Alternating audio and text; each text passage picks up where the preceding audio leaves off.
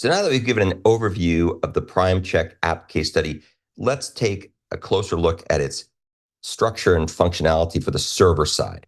And this will see how you can organize different parts of canonical Spring WebFlux components, and then, of course, customize them in the context of checking the primality of large integers. And again, we'll see that we can send both GET and POST requests. So the GET and POST requests that we send are going to be mapped to the various endpoint handlers via the PCServerController class. You can see here it's a REST controller. We always do that, nothing new there.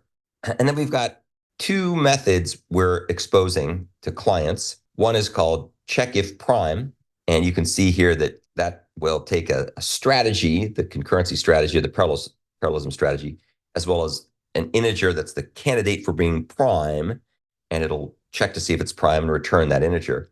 And then we have another method called checkIfPrimeFlux. And this is kind of an interesting method. You can see it takes an integer strategy, but then it also takes a request body that itself is a flux.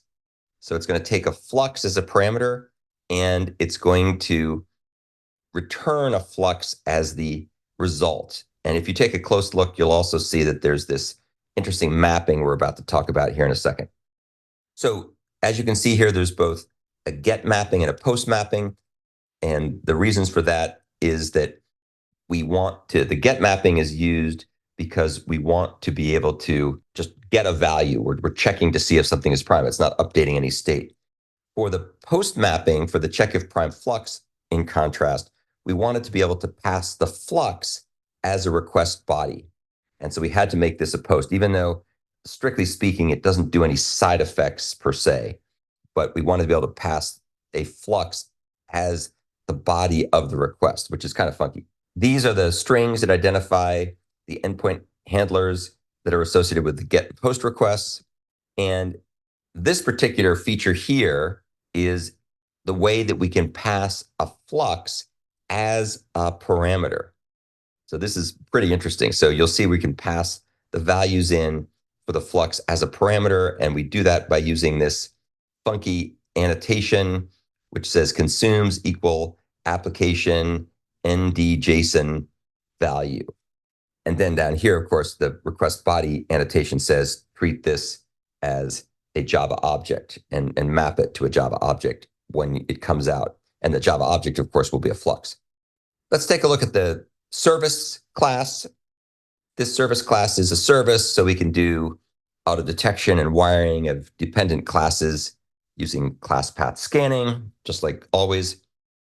The implementation is kind of interesting. We make ourselves an array of PC abstract strategy instances, subclasses, and the two that we put into this array will be the PC or the prime checker concurrent flux strategy and the PC parallel flux strategy. Now, I could have implemented these two strategies by different microservices. I chose to do it this way just to keep the example a bit more self-contained. But in practice, it's more likely these would be two different microservices. This method is used directly here. You can see that when someone calls the checkIfPrime method, it just goes ahead and forwards to whatever the strategy's checkIfPrime method is, passing in the prime candidate, and that's the strategy to forward to. Here's the prime candidate to check for primality, and this just indexes into that array and checks if it's prime. The nice thing about this approach is it's super fast. The downside is it could be a little bit squirrely because we aren't doing any sanity checking of the strategy that comes in. That would be an easy thing to add, however, and you could throw an exception if the strategy was unknown. Here's the check for all the elements in a flux are prime. So interesting approach. We pass a flux as a parameter, and then we check to see if each element in the parameter that's a flux is prime, and then we return a flux. So in the steady state, you can be streaming the data to the server and then streaming the result back from the server, which is pretty cool. Once again, we're using the strategy, and we're taking in the flux, and we're indexing into the strategy array, and then calling the appropriate method that checks to see if the prime if the flux contains prime values or what the values are, whether each one of them is prime.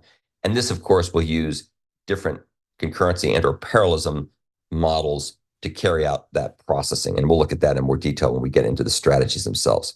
The PC abstract strategy is an abstract superclass that has a default method. And you can see that it's got a default method and an abstract method. So it's an interface. As you probably recall, if you've been a student of Java since Java 8, it's now possible for interfaces to have method implementations. That was not always been the case. Back in the day, that was not the case, in fact, but now it is the case. So you can have default implementations.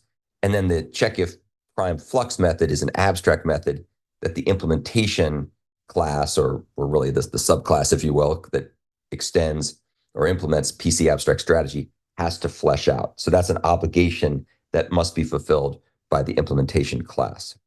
So that's the end of the overview of the server structure and functionality.